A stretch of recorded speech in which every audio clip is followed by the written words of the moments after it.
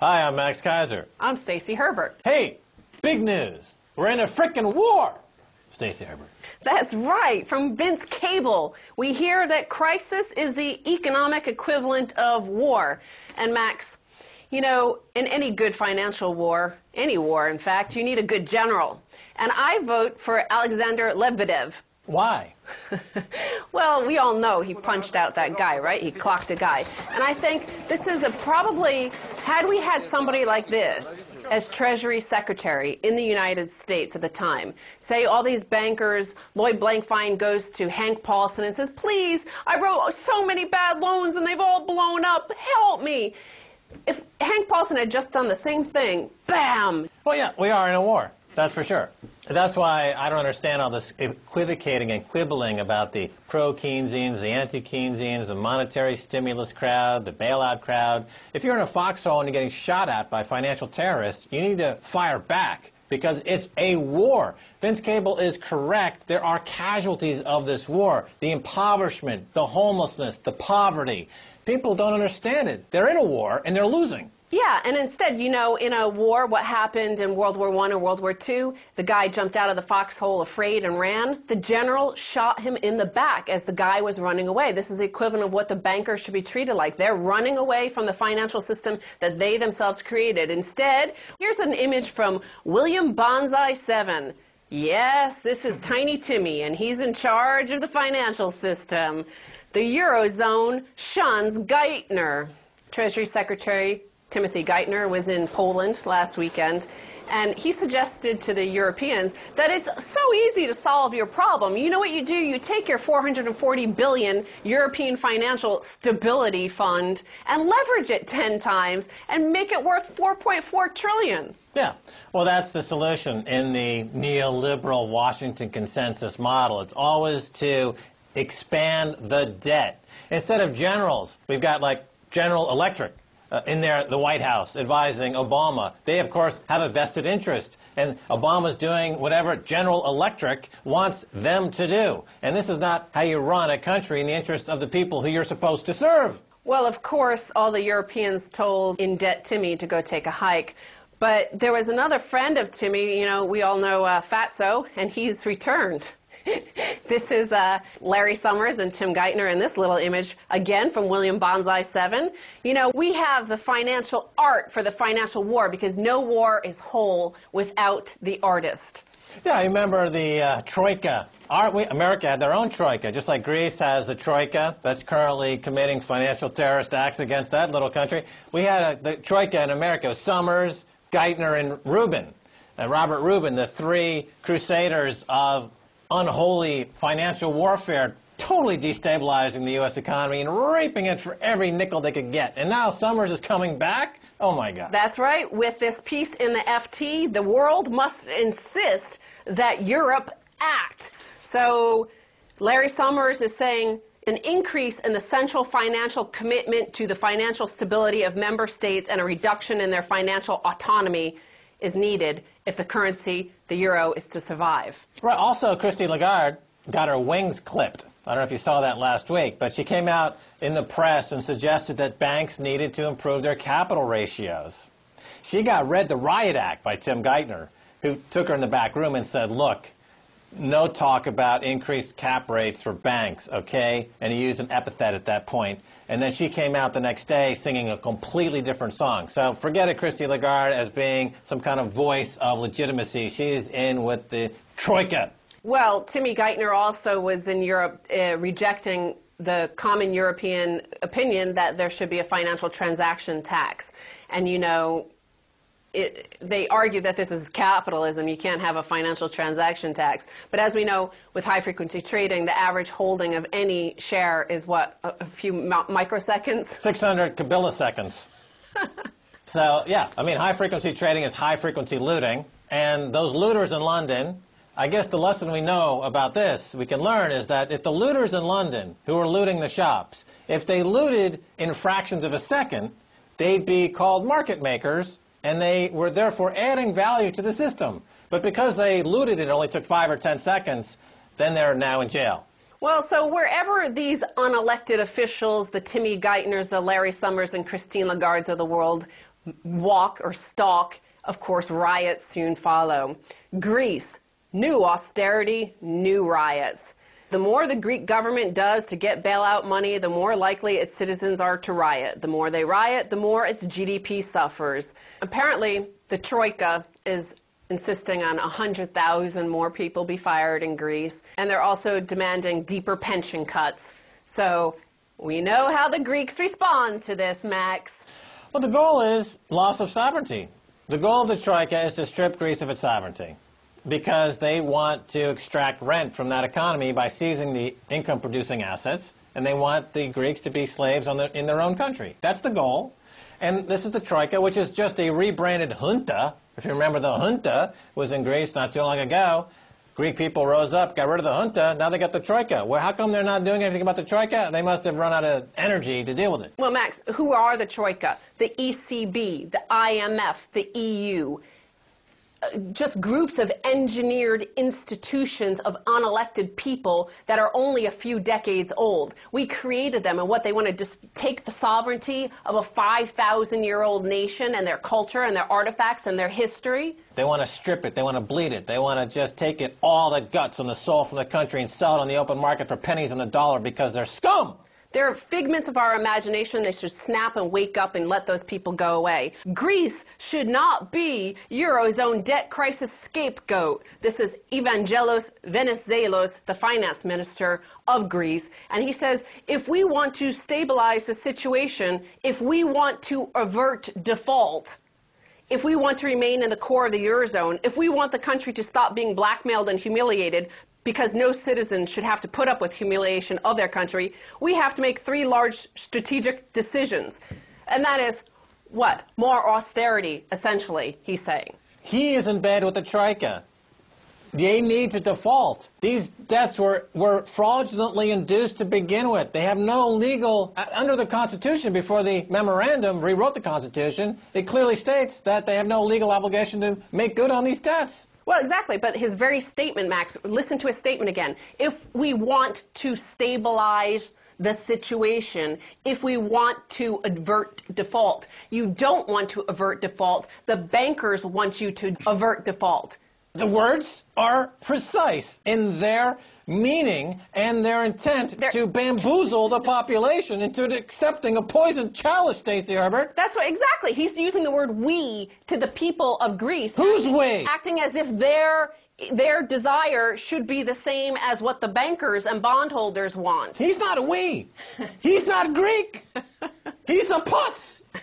He's not Greek. And in fact, again, he says if we want to stabilize the situation, then we have to do this thing that is going to destabilize the situation. He's insane. Well, he speaks in a bamboozling way to try to divert attention from the fact that he's obviously in the employ of the Troika and the bad guys. He needs to get on a TV show with Alexander Lebedev. And get his lights punched out on live television. I'll be happy to do it. I'll punch the guy's lights out on this show. So let's look at the finance minister for Greece and how he has common cause with this right-wing nutcase in Finland. Finnish MP Halla-aho calls for tanks in Greece. He was quoted on Facebook as saying, what Greece needs at this particular point in time is a military junta that would not have to worry about its popularity and could use tanks to enforce some order among strikers and rioters. They have a military junta. It's called the Troika, and they use weapons of mass financial destruction to disenfranchise and to strip the country of its sovereignty already. As Vince Cable, who is in the British cabinet, says, it is an economic war. And there is a junta. The three guys of the junta are EU, ECB, and IMF. These guys out of nowhere that were fabricated and engineered and created out of some black cauldron in a witch's den. Yeah, and Christine Lagarde is a junta-bot. She's a junta-bot. She's not even human. She's less human than Dick Cheney. She doesn't even have a heart. It's just a valve. It's just like a lame valve made out of foie gras. So this MP who's had one too many saunas, obviously, his brain has shrunk a little bit. Yeah. Well, he's been suspended for 2 weeks, but he'll be back in 2 weeks. Great. Well, his ideas are junk And what's wrong with Finland anyway? They are blocking the whole passage of the collateral that needed to get this loan, but But that's good. They should default. The Greeks should default. So let them block it, but they don't need a military junta. This guy has taken too many saunas. Right, but he's saying that they're trying to block it by not accepting the collateral while at the same time saying they need to do a military intervention. They're totally conflicted. That proves the fact that they're drunk and they're sauna did the wazoo, and they make no sense in Finland. It's sauna. Sauna. I stand corrected. But tanks are always part of the equation. Wherever bankers go, the tanks follow. And here's the next headline, Max. Tony Blair visited Libya to lobby for J.P. Morgan. Okay, here's the Telegraph, and they think they have breaking news, but Max and I, did we not break this to the world a few months ago? We've been talking about this on the show for weeks. Months, I think it is. Yeah, months. Tony Blair's been in Libya lobbying for J.P. Morgan. Because we know Tony Blair's soul is that of a corrupt Wall Street terrorist. We knew what he was doing there, but now the Telegraph has found the documentation, and they're also speaking to a senior executive from the Libyan Investment Authority, who said that the $70 billion fund used to invest the country's oil money abroad, that Mr. Blair was one of the 3 prominent Western businessmen who regularly dealt with Saif al-Islam Gaddafi. So he says Tony Blair's visits were purely lobby visits for banking deals with J.P. Morgan. Unlike some other deals, notably some investments run by the U.S. bank Goldman Sachs, J.P. Morgan's had never turned bad. Max, this is a classic dead book swap. This is how bankers operate their scams. So half the money goes to Goldman Sachs. Whoops, they lost 99% of it. J.P. Morgan apparently didn't lose money for them. Right, this is a classic example of cartel thinking or mafia thinking or racketeering. J.P. Morgan and Goldman Sachs worked together on this. And I can break that story here, just like we broke this Tony Blair story months ago. I'll tell you right now, this will come out in 3 or 4 months, that J.P. Morgan and Goldman Sachs tag-teamed Libya with Tony Blair, and that Goldman Sachs is positioned as the loser fund, but they got a huge cut of the money that J.P. Morgan made on this deal. They work together. It's a troika on Wall Street, those 2 guys and Geithner. It's racketeering. In Libya, if they thought they were bad with their weapons and their hijackings and whatnot, they didn't know what bad was until Tony Blair showed up with J.P. Morgan. Now Gaddafi knows what a terrorist really looks like. Well, Stacy Herbert, thanks so much for being on the Keiser Report. Thank you, Max. Don't go away. Much more coming your way, so stay right there.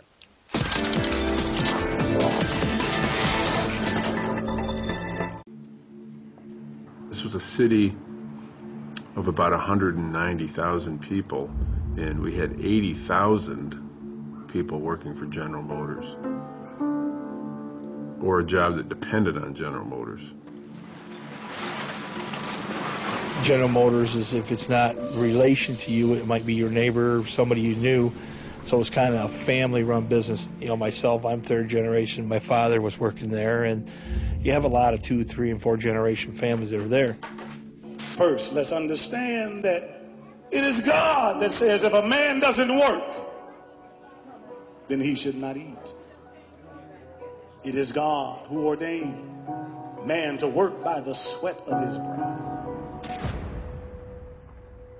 I think for a long time, this notion in America that bigger was better was simply an undisputed fact. In the 21st century, smarter is going to be better. General Motors simply became too large for their own good. They had so many brands that they couldn't even keep up with. They just basically became a dinosaur.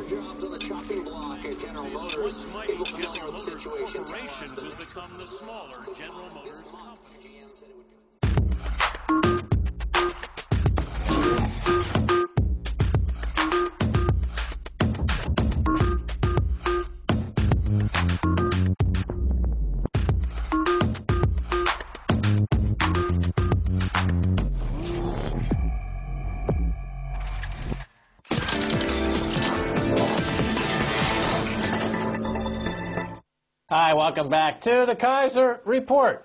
Let's time to go to New York and speak with Reggie Middleton of BoomBustBlog.com. Reggie, on the way to the studio, you wrote this on your blog, quote, "I will fly in the face of common wisdom and walk through a run on BNP on international television." Of course, you're referring to this show, Keiser Report. Walk us through your model for a run on BNP Paribas, the biggest bank in France. What are the scenarios for a run on BNP? There are three facets to the scenario.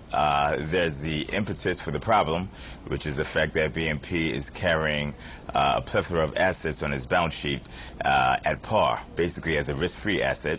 And as many practical people know, very few assets are actually risk-free. One of their biggest holdings in the sovereign debt arena is the bonds of Greece. Greece is currently trading the 2 and 3 years, so it's currently trading at about 52% of par. And then they're actually trading at it. They're being quoted at 52% of par. From what I understand from the traders I speak to, there are no trades because nobody wants to buy it. So those are synthetic quotes. If they were actually trade, obviously, they'd have to be lower in order to get a bid. So if you were to mark that down, let's say 35, 40, 45 cents on the dollar, and then the fact that BNP leverages their capital roughly 30 to 40 times, you're talking significant losses, and that's just in Greece.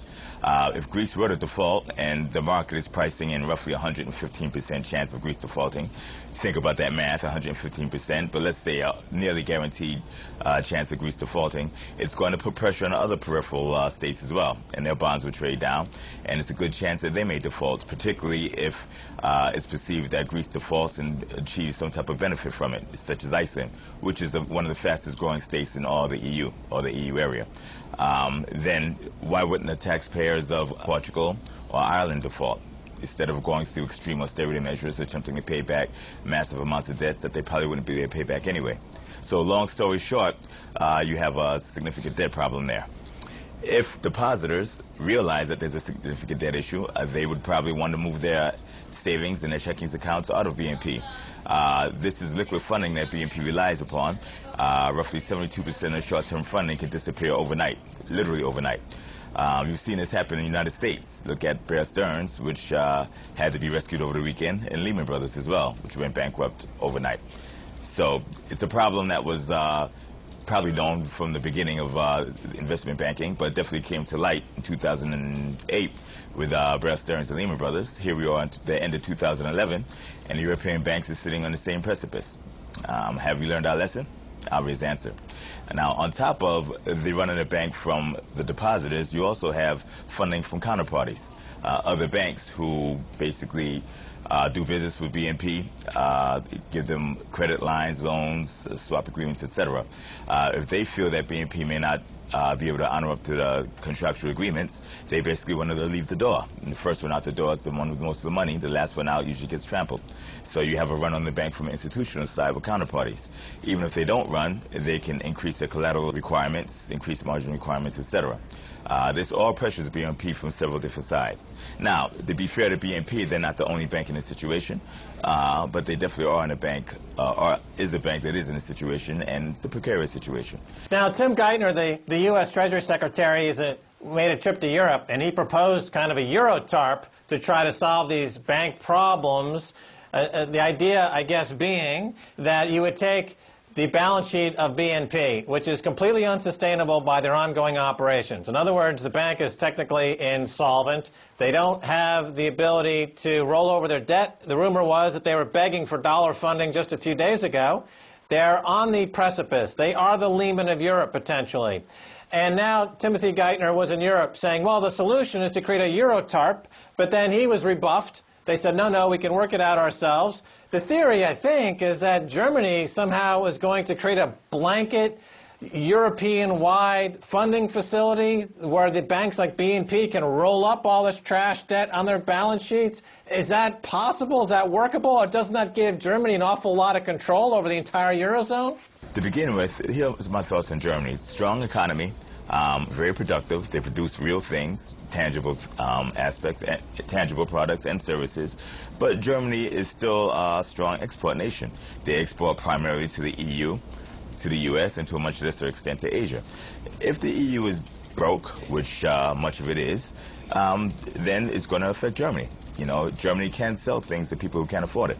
And the second point is, assume Germany can pull all this off. Would it be in their best interest to do it? Would the euro be as advantageous to Germany if they attempt to pull everybody through massive austerity and possibly get defaults anyway? Or should Germany simply pull back and attempt to go it on its own, let the EU fall where it may, and then possibly go back in? I don't have the answers to this, but these are definitely things that need to be tossed up. What Geithner is suggesting is basically create a massive derivative to aggregate the other massive derivatives that are not worth anything, and then what? What's next?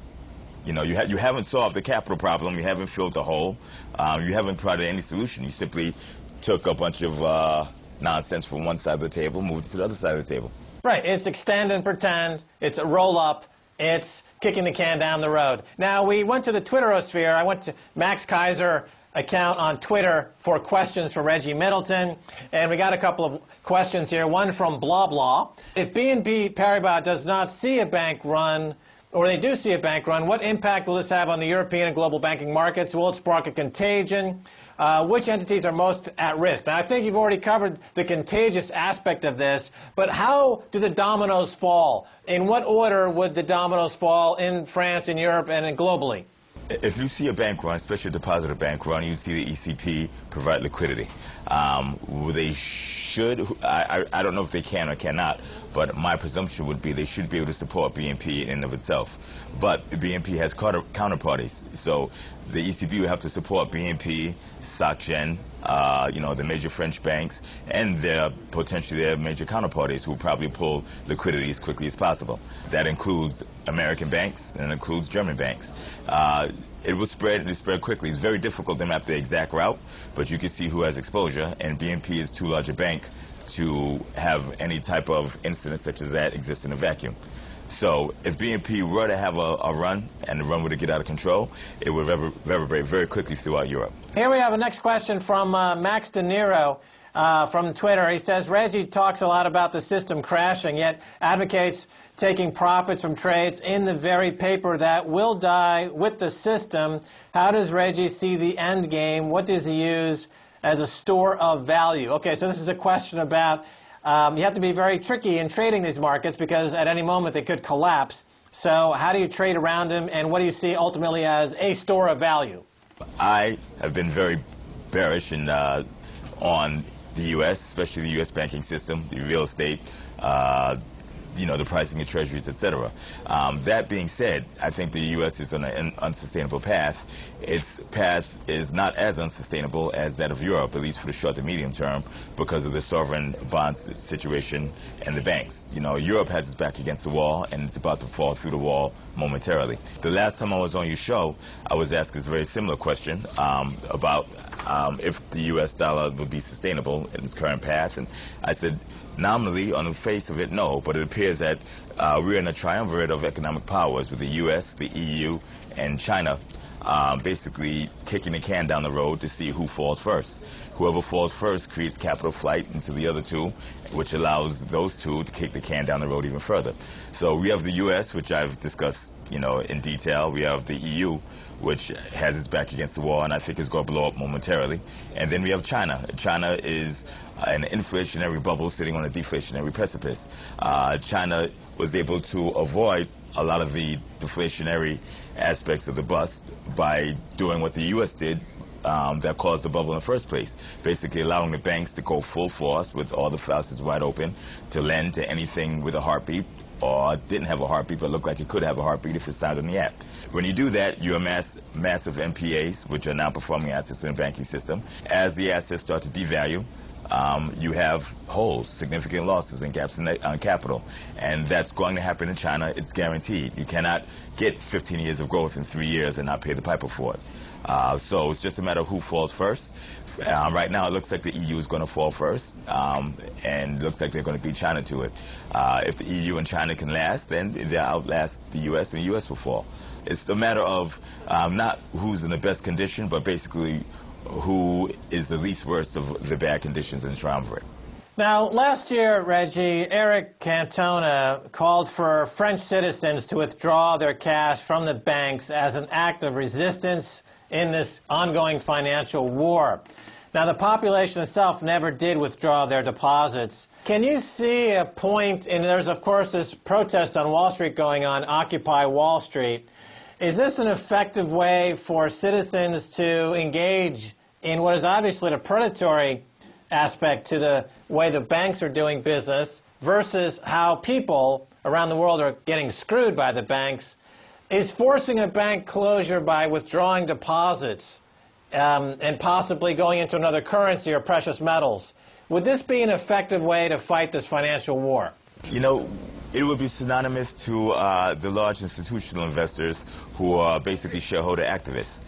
Normally, you know, the mom and pop household, you know, buys a stock through the retirement plan or through a retail broker. They have very little say-so in how the company is ran. Basically, the company could care less. You have large shareholders who are able to direct larger flows of capital flows of stock purchases and sales, and they definitely have the ear of the company, and the company basically does what these shareholders feel are in the best interest, whether they're right or wrong. If you can get the populace to control their deposit money the same way, which is actually not difficult, but it may be difficult to get them to move in unison, then you'd have activist bank depositors, and they can get the banks to act in the best interest of the depositors, or at least what those depositors feel are their best interest. And that's a very interesting concept, to have activist bank depositors. And basically, if you feel that banks are being predatory or taking too much leverage or too much risk, you simply move your money somewhere else. In doing that, you will have banks who will comply, and they have to comply because they use deposits of very inexpensive, very short-term funding. They do it unwisely because this short-term funding can disappear in a heartbeat, literally overnight. So I think it would be a very interesting socio-economic experiment to have a large group of depositors basically say, we will move our deposits elsewhere if you don't do X, Y, Z. Or basically move the deposits, accelerate the collapse, which is bound to happen in one form or the other, and then build from scratch. All right, Reggie Middleton, we have to cut it off there. Thanks so much for once again being on the Keiser Report. Thank you. I look forward to coming back. All right, and that's going to do it for this edition of the Keiser Report with me, Max Keiser, and Stacy Herbert. I want to thank my guest, Reggie Middleton of BoomBustBlog.com. If you want to send me an email, please do so at KeiserReport@rttv.ru. Until next time, Max Keiser saying, bye, y'all.